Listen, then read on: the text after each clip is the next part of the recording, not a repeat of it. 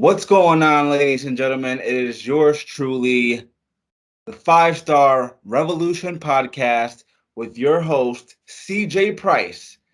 And tonight we have a very special guest, the beast himself, Big Jym Anderson. How are you doing tonight, sir? Doing all right, man. How about you? Just another day in paradise. I agree, sir. I agree. Thanks to God that we're still breathing and we're still living another day. True story. Anytime your feet touch the floor, it's a good day. And I want to thank you for taking the time out of your very busy schedule to joining me here tonight. Five Star Revolution podcast. I believe this is our seventh or eighth episode. I'm not sure. I would have to check. I'm still new to this, so please bear with me. So, what's going on, man? How's everything? I'm doing good. I'm doing good. So, my first question for you is how did you get into professional wrestling? Okay, how I got my start. I sing in a punk rock band called Two Fisted Law. We were coming back from a tour of Texas, the South by Southwest Festival in Texas. I was in the gym in Brookfield, Connecticut, and a veteran wrestler named Randy Shawn saw me working out, and he asked me if I had ever been interested in professional wrestling. And I said, yeah, I think about it all the time. And he was really cool, and he basically said, like, listen, he gave me a bunch of parameters, and if I met those parameters, he would help me get, break in and help me get some training. And that's exactly what he did. He was a man of his word, and I started training with him. Um, right on. I got on my first show, I think my third day of training. I got on my first show as a manager, and you know, basically worked side by side with him until I had my first match. Um, and kind of move forward from there. So Randy Shawn and Mike Lombardi from Northeast Wrestling are a real big reason that I'm still here today. I got in at a very late age. I started at 34, and I'm still here, knock wood, at 43 years old, still making the rounds. Oh, wow. 43 years old. You look much younger than that, brother. So, as a little kid, you were not a fan as a little kid growing up? I was a mega fan as a kid. I grew up in a very divided household. You were either WWF or NWA when I grew up as a kid, and I was very big on the NWA. Anderson, my last name Anderson comes from Arn Anderson, who was my favorite wrestler of all time. So I grew up idolizing Ric Flair. I grew up, idolizing obviously Arn Anderson and like the Road Warriors at that point, Big Van Vader, Terry Gordy, like all these great wrestlers from the early '80s on up, on up through. Yeah, huge fan as a kid. So, out of all those wrestlers that you just mentioned, Arn Anderson, Ric Flair, Terry Gordy, do you use any of their moves or any inspiration from those guys in your career? A lot of Vader, yeah, a lot of Vader stuff. Uh, I do the Oklahoma Stampede for Dr. Death Steve Williams, who's one of my favorites growing up as a kid. Um, and my tag team partner, Ryan Frost, and I for the Brass City Devils, you'll see us sneak in some Road Warrior stuff here and there. Okay, sounds good. And you mentioned that you're in your 40s. What keeps you motivated? What keeps you going in this business? Young guys, honestly, like the evolution of wrestling at this point is phenomenal.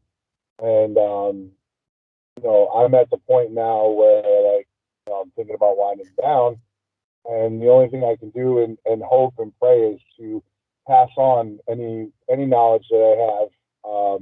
I will never say that I was the best professional wrestler, but I've had a lot of amazing experiences in this business, both good and bad. And if I can pass on any of that knowledge onto the younger talent, and keep them motivated to keep going and do the best that they can possibly do, that's just where I want to be. All right. So, when you first started off from professional wrestling to now, what have you learned in those ten plus years? that wrestling is a learning business. It is a learning sport. And anybody who thinks they know everything about professional wrestling knows nothing. Um, there's always something new. There's always something better. From from rookies to vets, always keep your ears open and your eyes open, because you're going to have somebody who's going to show you something that you've just never seen before. You're like, hey, I wonder if I can do that. Or even better yet, like where I'm at now. Last year I had a major surgery, and now all the guys that I had that I was helping in the school, um, coming up, are now helping me get back in shape. And it's a very humbling experience when the tables are turned. So I've been very lucky and very privileged to be training where I'm training, and having the people that I helped now helping me. Okay, perfect, perfect. And if there's one thing you can debunk for those non-believers, what would you debunk in professional wrestling? Don't ever tell me wrestling's fake. Don't ever say, oh, it's a trampoline. Oh, it's springs. You guys aren't really hitting each other. I mean, I've had a dislocated jaw. I've gotten concussions. I've torn my ACL and my meniscus. I mean, it's pretty freaking real. For anybody who thinks that what we do as a whole doesn't take a toll on you, you're out of your mind. Anybody that says that this is fake, take a look at guys like Hulk Hogan who are having hip replacements and spine surgeries and knee replacements just so they can get around on their everyday life. Look at guys like the Iron Sheik, who was great back in the day, but he's got to take baby steps to get everywhere he needs to be, everywhere he needs to be, because he put his body out on the line for the fans, and he wanted to put the best show on possible. And we all know the risks, we all know what's going to come, but we love this so much that we're willing to do it. You know what I mean? And willing to go out and make the most of every experience. You know. I totally agree, man. I totally agree. And what would you say to any of those people that are looking to get into the professional wrestling business? Use your school wisely. Use your school wisely. Go someplace.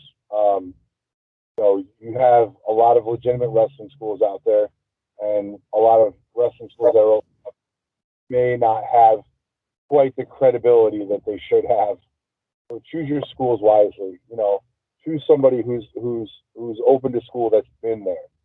Whether it be a school from somebody who went to Ring of Honor, or a school who I'm very lucky. My school is run by Paul Roma and Mario Mancini, both WWF, both WCW. Paul WCW, obviously. So there's a wealth of experience there. Find trainers that have been there and have done that, and can pass knowledge on of what it was like when they were there. The pitfalls of what can happen, and the positivity of what can happen. You know, um, and it's not to take away, from anybody who's learning from somebody who maybe got a tryout. You know what I mean, here and there. But I just, choose your schools wisely. Make sure you're getting good training and not getting bad advice, and you're not getting thrown out there a month in and you barely know how to bump. Because I've seen that over the years. Oh, how long have you been training? Oh, 6 weeks, and you're in a match. You know what I mean? Like, it's.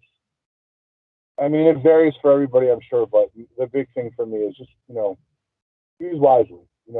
Find yourself a good trainer, somebody you can latch onto that's going to steer you in the right direction. Okay, and what would you say to those that want to get into the professional wrestling business? Like, what should they expect in wrestling school? Um, so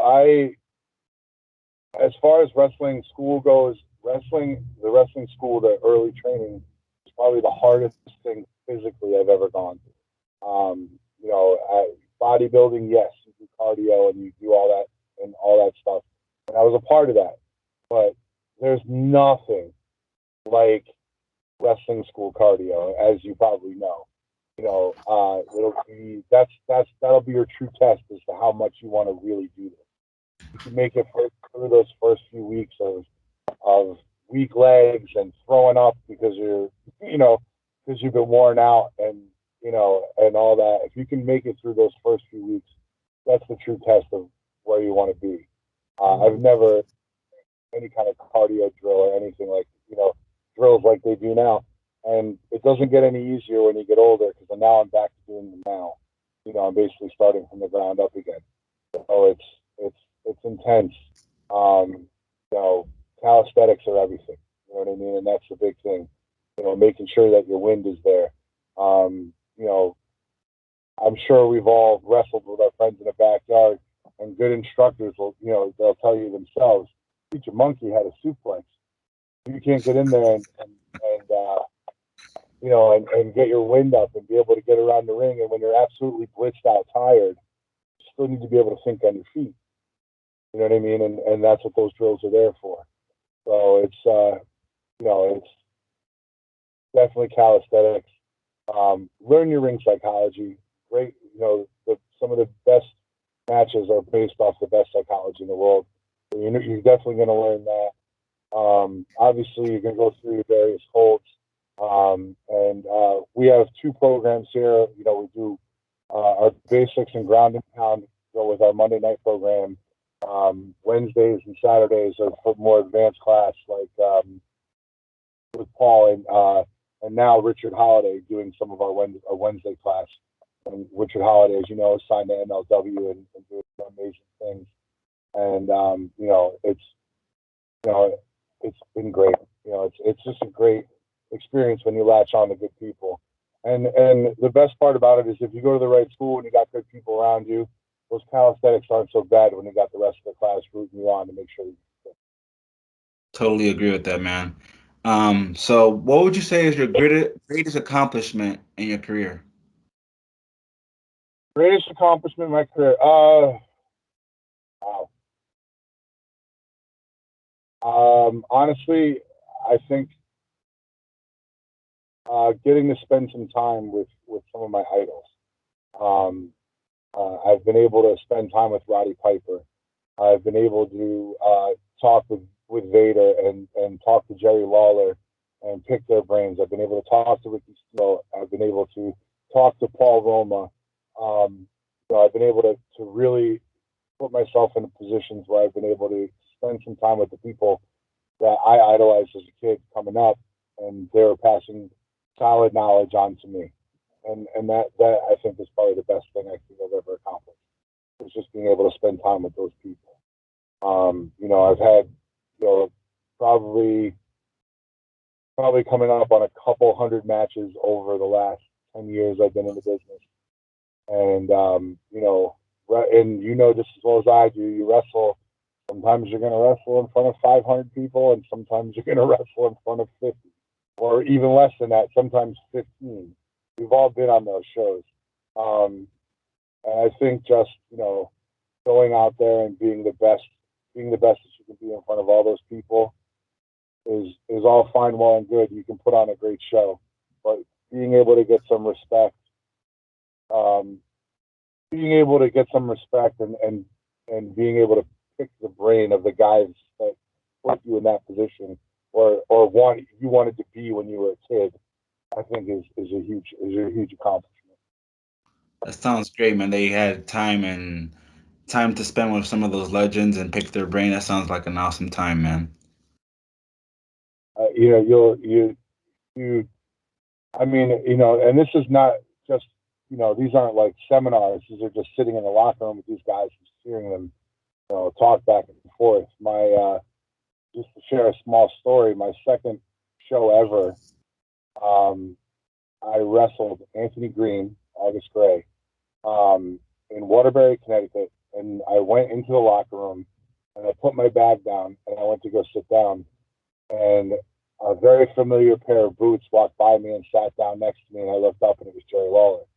And I was like, oh, I'm sorry, sir. And I went to go grab my bag and get up. And he said, nope. He's like, are you Green? I said, yes, sir. He goes, and you sit your ass right back down in that chair. You're in good company. And I sat down, and, right across me was Van Vader. Right next to me was Sergeant Slaughter. Ricky Steamboat was coming in and out.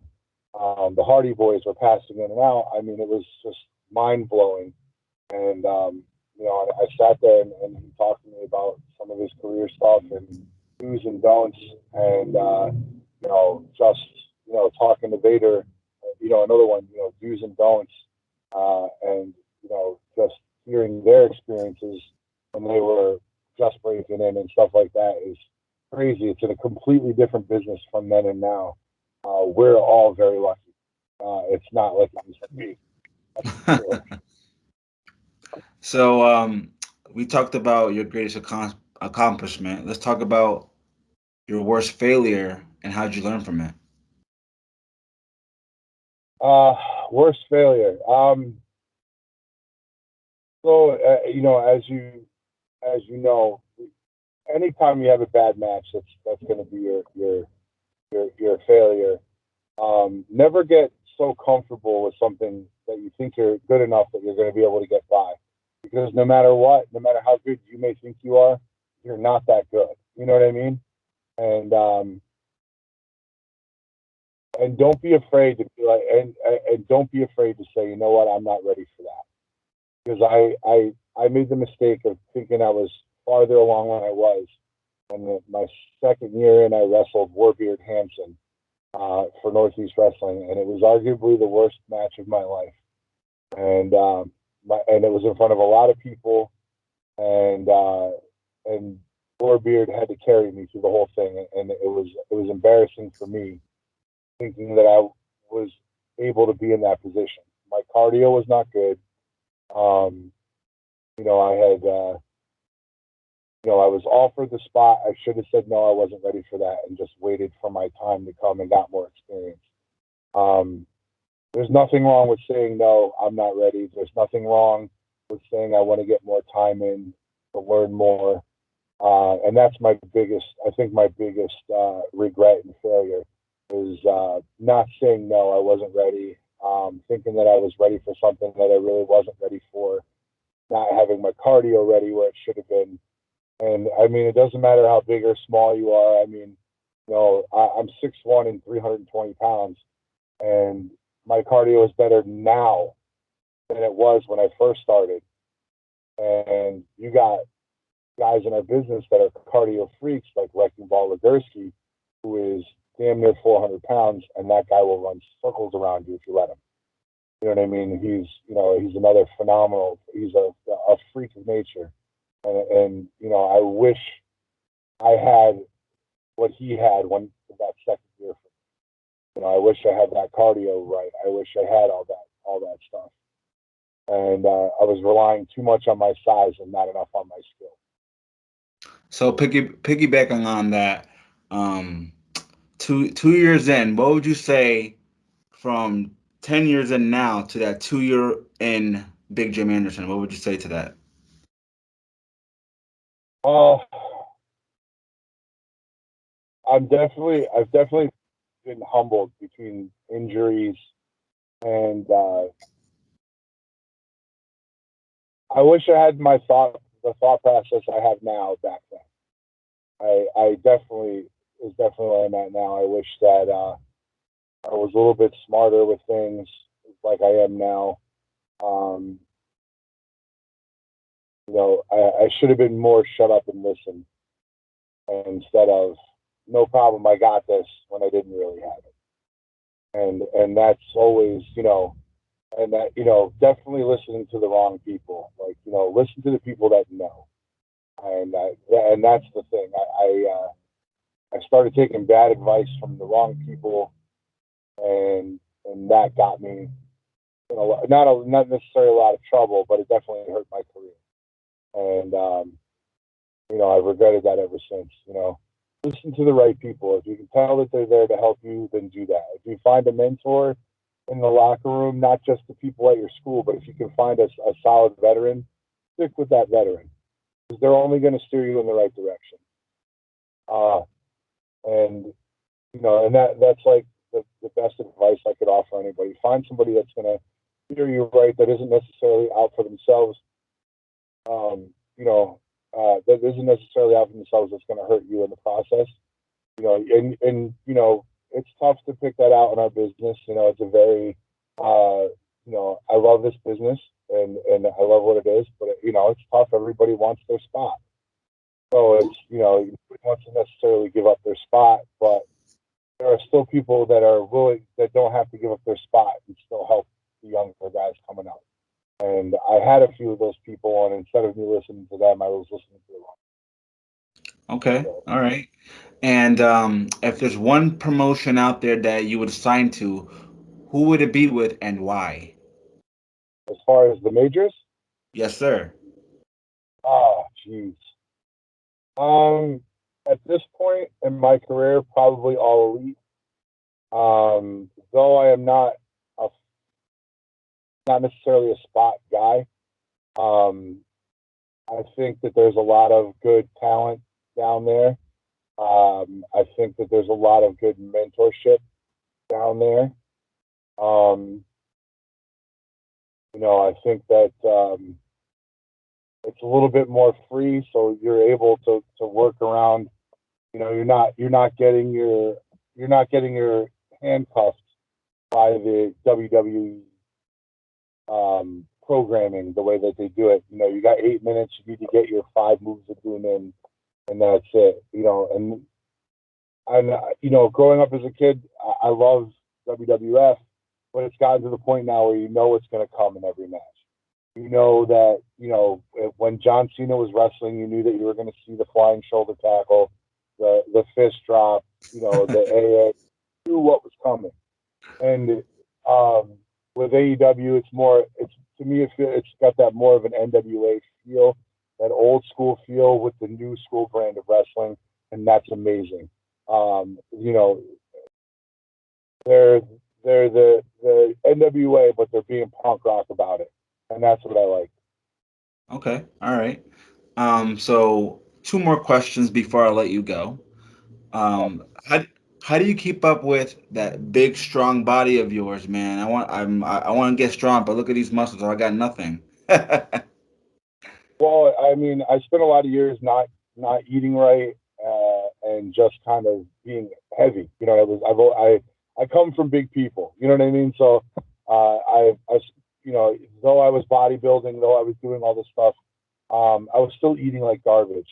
Right now, I'm probably in the best shape I've been in at 43. I'm in the best shape I've ever been in, and that was due to making sure that my diet was right, making sure my protein was good, making sure all my macros and calories were measured out right, which is crazy because you go from and just as well as I do when you're out on the road, you're eating fast food and you're Mhm. stopping and getting snacks and chips and this, that, and the other thing. I've actually gotten now to the point where I actually pack a cooler. I always make sure I have a protein cup, a clean protein cup, and my protein in the car. But when I get those cravings, instead of pulling over for a bag of chips, I'm getting something positive in me. So making sure that you're eating positive foods is always good. Um, you know, I'm doing a lot more cardio than I've ever done. Um, especially now, with the younger guys helping me along and trying to keep up, has been a big thing for me. And I just after COVID and everything else, it was a conscious decision. And after my back surgery, it was just a conscious decision to be like, hey, dummy, spent years abusing your body and not eating right and not doing the right things. Let's like try and finish up with you strong and in shape and happy. So just making sure your diet's right. I'm in the gym 5 to 6 days a week, um, 90 minutes, 2 hours, um, and just maintaining my food and my gym schedule, and obviously being in the school as much as I possibly can when I'm not working shows. All right. And last question. What can we expect from Big Jym Anderson in the future in the next 5 years? Wow, 5 years, that's a lot. Um, well, I'm definitely Big Jym Anderson wants to make it through this year. Um, like I said, I'm getting a little long in the tooth, as they say. So right now, I want to go in and have as much fun as I possibly can. I want to work as many places as I possibly can. I want to get into more of a help role as opposed to, hey, like that's my spot and I don't want to lose it. Like it'll be, hey, who do you get over? Or, hey, what can I do in the background? I really want to learn how to time out and run shows, in the background and be kind of a transition to like a locker room guy. Um, you know, it just seems like the next possible step. I'm going to try and perform as long as my body will let me. But, I know, at this point, with all the damage that I've done and everything else, that, who knows how long that time is going to be. So I just want to make the most out of every moment at this point. And over the next few years, we'll see where I'm at. You know what I mean? I love professional wrestling just as much as I love playing music. And, right now, as far as music goes, my band is working on its third album. So we're doing a lot there. I've been uh, doing some acting gigs, so I've been in a few things that are coming out over the next year or so. Small things. So it's like, look, he's right back there, like waving. Um, just dumb stuff. Not dumb. It's all great. I'm just happy to be a part of it. But I just, like I said, I this is my time to have as much fun as I possibly can and make the most out of every opportunity. And for anybody who is, in who loves this as much as I do, it's just right now it's just about being safe, having fun, and trying to, make as many connections as possible. And that's pretty much it. So over the next few years of me, transitioning to whatever position, I just want to make sure that I'm having the best matches that I possibly can. I'm being as safe as I possibly can, and that we're coming out of what the worst you know pandemic, and now we're getting fans back in the seats, and so I want to go out there and have some matches and be like, hey, remember when that big guy did this, that, and the other thing, and I want me to be that big guy. So I just looking forward to making the most of every opportunity. All right. And where can fans find the big guy? Where can fans find Big Jym Anderson? So let's see, July 17th, I'll be in East Haven, 662 Co Avenue, for Paradise Alley Emergence. It'll be our last show in the small building before we go on to the bigger venues. July 31st, my tag team partner and I will be wrestling for the NWW Extreme tag team titles against the Hoods. That'll be in Woonsocket, Rhode Island, July 31st. And then August 21st, it'll be myself versus Dustin Flash Waller for the Blood, Sweat, and Tears heavyweight title. That'll be in Bridgeport, Connecticut. If you go to my Facebook, Jim Perella, I always post all my flyers up there for what I have upcoming. You can also find anything for my music there. And also I'm on Instagram, Jim Perella, one word. So if you want to find any information, see any cool pictures that I have from over my career, or anything like that, that's the place to look. Sounds good, man. And one more thing for all of our listeners. We're still giving away a $50 gift card to anywhere of your choice if we reach 400 likes by August 15th. So share and like our page, subscribe to our YouTube channel, and thank you so much, Big Jym Anderson, for all of your stories and your time here tonight. Thank you, brother. I really appreciate you.